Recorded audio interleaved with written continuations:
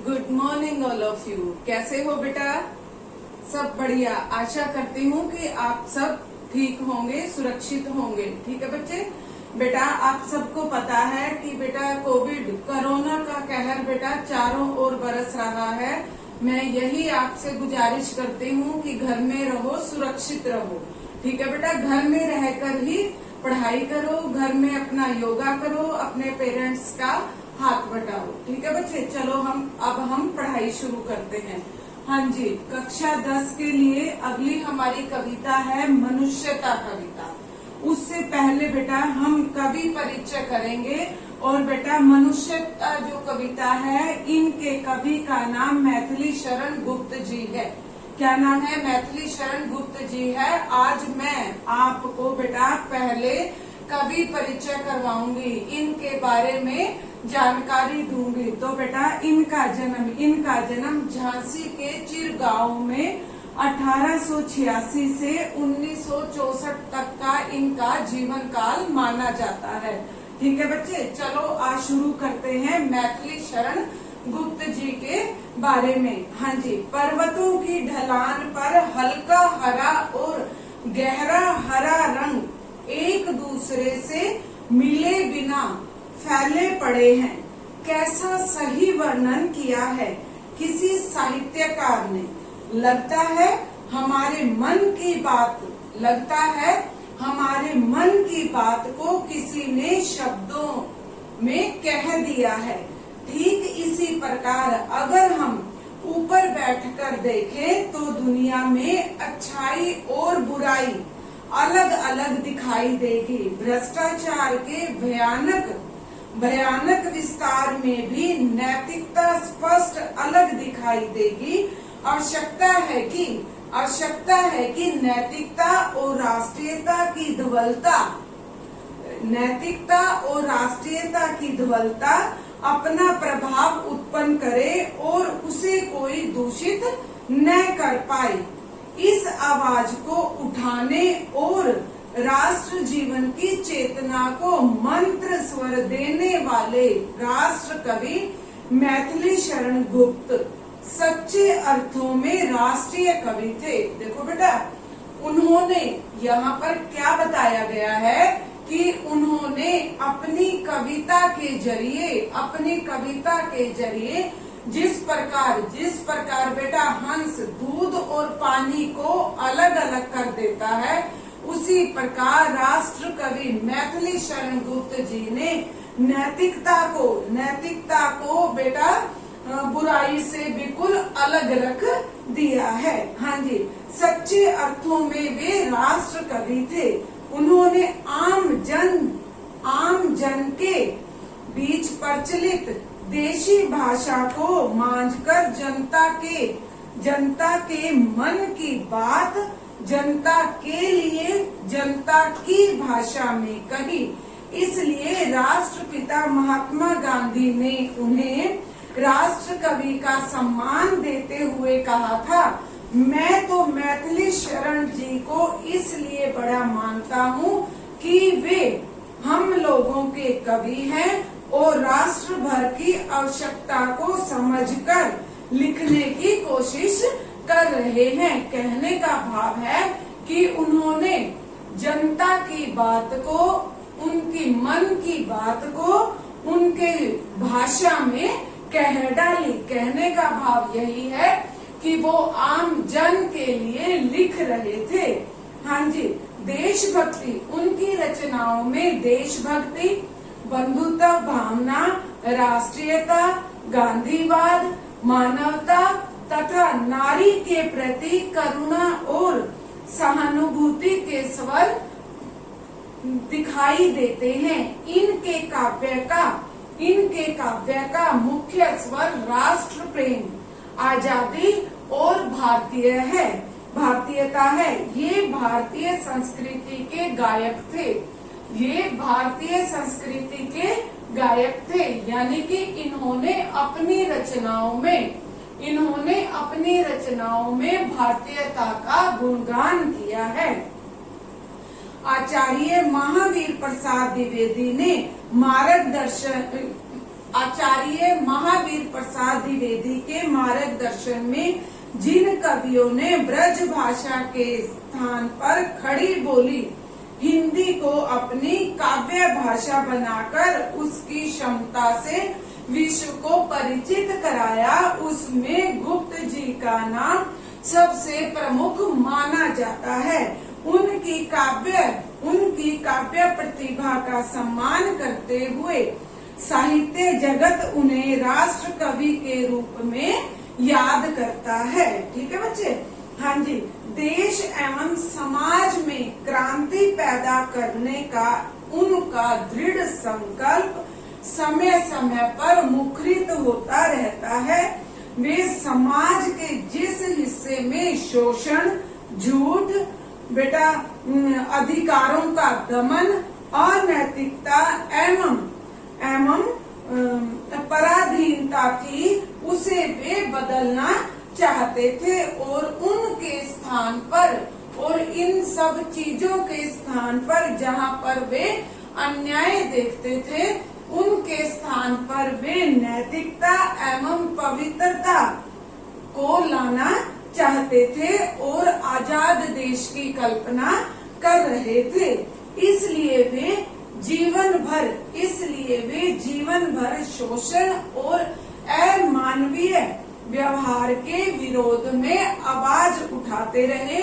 उनकी क्रांति वाणी उनके कांत व्यक्तित्व की द्योतक सिद्ध होती है, वरन धार्मिक सामाजिक विकृतियों एवं अंध रूढ़ियों पर तीव्र कटाक्ष एवं परिवर्तन की प्रेरणा भी हमें उन्हीं से ही मिलती है।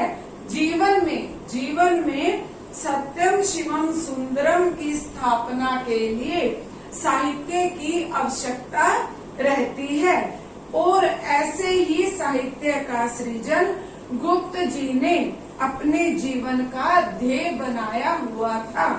हाँ जी, गुप्त जी की कृतियों में बेटा साकेत, यशोधरा और जयद्रथ वध, ये बेटा बहुत ही उनकी प्रमुख कृतियां थी।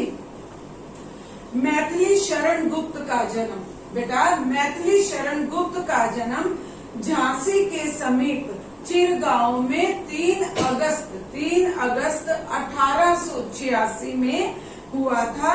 बचपन में स्कूल जाने की रुचि नहीं थी, तो इस कारण उनके पिताजी ने घर में ही उनकी शिक्षा का प्रबंध किया और उनको अनेक तरह की भाषाएं सिखाई, जिसमें उन्होंने संस्कृत, अंग्रेजी, बंगला का ज्ञान प्राप्त किया और बेटा ये ज्ञान उन्होंने घर पर ही प्राप्त किया। काव्य लेखन की शुरुआत उन्होंने पत्र पत्रिकाओं में अपनी कविताओं में प्रकाशित कर दी।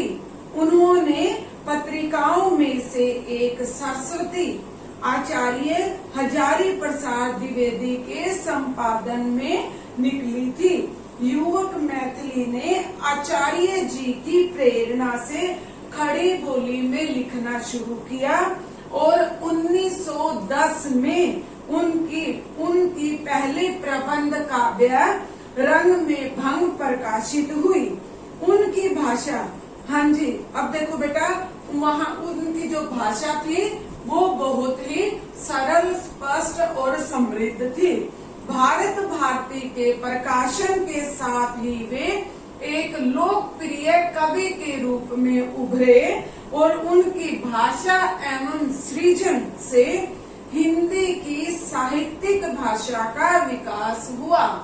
उन्होंने पराधीनता काल में मुंह खोलने का साहस न करने वाली जनता का बेटा साथ दिया और बेटा निराशा निवारण करके आत्मविश्वास भरी ऊर्जामयी वाणी दी, जिससे भारत भारती जन जन के कंठस्थ हो गई।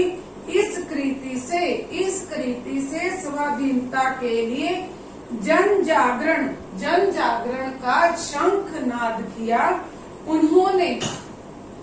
उन्होंने हिंदी साहित्य में गद्य को चरम तक पहुंचाने में जहाँ प्रेमचंद का विशेष योगदान माना जाता है, वहीं पद्य और कविता में राष्ट्र कवि मैथिली शरण गुप्त को सबसे आगे माना जाता है।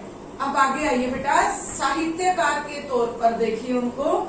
साहित्यकार किसी भी देश का निर्माता होता है। इस मायने में मैथिली शरण गुप्त ने समाज और देश को वैचारिक पृष्ठभूमि दी। इसके आधार पर नया दर्शन विकसित हुआ। उन्होंने शब्द शिल्पी का ही नहीं बल्कि साहित्यकार कहलाने का गौरव भी प्राप्त किया है, जिनके शब्द आज भी मानव जाति के हृदय को गुदगुदाते रहते हैं। 12 वर्ष की आयु में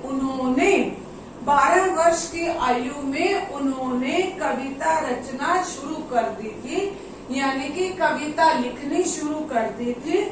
ब्रज भाषा में अपनी रचनाओं को लिखने की उनकी कला ने उन्हें बहुत ही ख्याति यानी कि उनको बहुत जल्दी प्रसिद्धि दिला दी। प्राचीन और आधुनिक समाज को ध्यान में रखकर उन्होंने कई रचनाएं लिखी। गुप्त जी स्वभाव से ही लोक संग्रही कवि थे और अपने युग की समस्याओं के प्रति विशेष रूप से संवेदनशील रहे। उन्होंने अपनी कविताओं के माध्यम से जन जागरण का काम किया।